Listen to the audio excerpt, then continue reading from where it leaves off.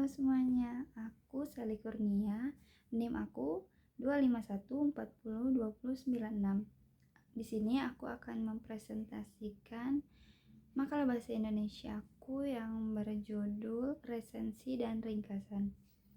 Jadi, apa sih resensi itu dan apa sih ringkasan itu? Kita bakal bahas satu-satu ya. Kata resensi berasal dari kata recensie yang dalam bahasa Belanda yang artinya itu mengomentari atau menilai suatu karya atau suatu karya tulis seseorang yang berupa novel atau drama. Sepadan dengan bahasa Belanda tadi, menurut Kamus Besar KBBI, karena resensi merupakan suatu pembicaraan atau pengomentaran sebuah buku atau ulasan buku itu sendiri.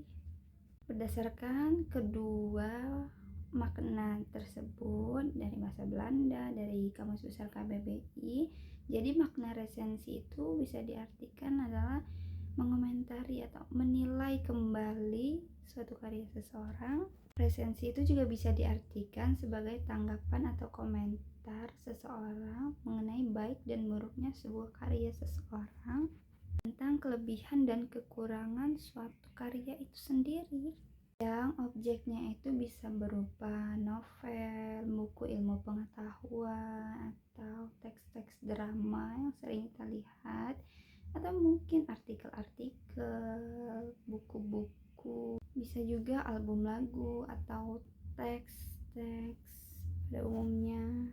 Resensi itu mencakup informasi identitas karya yang bertujuan memberikan gambaran umum mengenai kelebihan dan kekurangan suatu karya seseorang, yang tujuannya itu untuk diberikan kepada pembaca ataupun penonton. Resensi itu sering dianggap sebagai jembatan yang menghubungkan penulis buku atau pembuat film dengan penikmatnya. Resensi itu minimal memberikan kita informasi bahwa suatu karya itu baru atau akan beredar.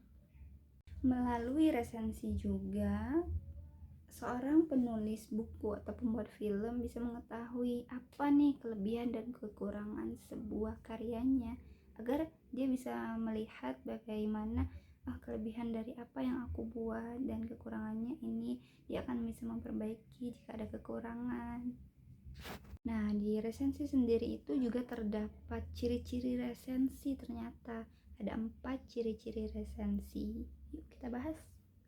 Yang pertama itu ternyata adalah identitas buku. Jelas dong, kita harus tahu dulu, buku ini dari mana, identitasnya harus ada. Yang kedua itu ternyata terdapat sinopsis buku atau hal-hal yang menarik yang ada di dalam buku tersebut. Yang ketiga itu ternyata adalah penilaian terhadap kekurangan dan kelebihan buku itu sendiri. Yang terakhir itu atau yang keempat itu ternyata terdapat pendapat pribadi kita sendiri yang isi buku itu sendiri dan disertai dengan kesimpulan dan saran-saran ya. Nah, tadi kan kita udah membahas ciri-ciri resensi, itu ada 4 kan. Nah, sekarang kita akan membahas tujuan resensi itu sendiri. Kenapa sih sebuah buku atau sebuah karya seseorang itu harus diresensi? Ternyata tujuan dari resensi itu adalah untuk memberikan penilaian terhadap suatu karya seseorang, lalu diolah menjadi bahan singkat dan jelas, lalu memberikan informasi kepada masyarakat atau pembaca buku tersebut bahwa buku tersebut memang bagus untuk dibaca, atau film tersebut memang baik untuk dibaca kepada masyarakat. Nah, ada lagi nih tujuan dari resensi itu untuk mengetahui latar belakang atau alasan mengapa sebuah karya itu ditulis atau diterbitkan. Nah, kalau tadi kan kita udah bahas ciri-ciri resensi itu ada 4, terus kita udah bahas juga tujuan adanya resensi itu untuk apa aja. Sekarang kita bakalan bahas sistematika resensi. Ada juga ya sistematikanya.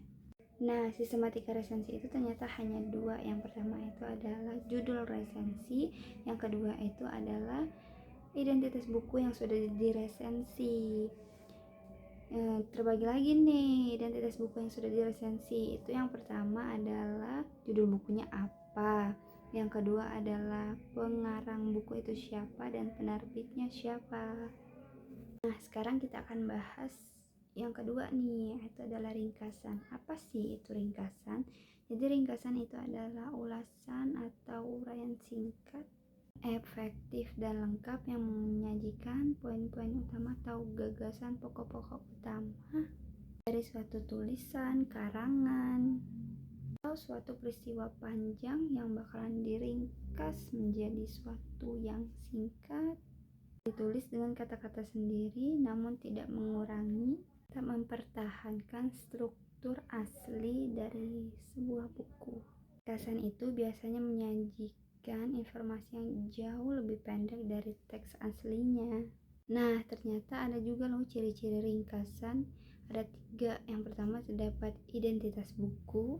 Kedua itu terdapat sinopsis buku atau hal-hal yang menarik dari buku itu. Ketiga itu terdapat pendapat pribadi yang disertai dengan kesimpulan dan saran. Nah, ada 3 nih tujuan dari ringkasan itu sendiri. Yang pertama adalah menghemat waktu, yang kedua adalah membantu pemahaman, yang ketiga itu adalah mencari intisari. Menghemat waktu, maksudnya ringkasan itu berguna untuk mempercepat suatu ide atau topik tanpa harus membaca semuanya secara keseluruhan. Membantu pemahaman, maksudnya pembaca akan memahami isi pokok lebih cepat kalau udah diringkas. Ketiga itu adalah menyajikan intisari atau ide suatu pokok dari sumber informasi secara singkat dan efektif karena udah diringkas. Awal mula konsep tujuan ringkasan itu ada untuk memahami dan menyajikan informasi secara singkat, efektif, dan lebih efisien. Sehingga ringkasan itu bisa membantu si pembaca untuk memahami ide-ide pokoknya.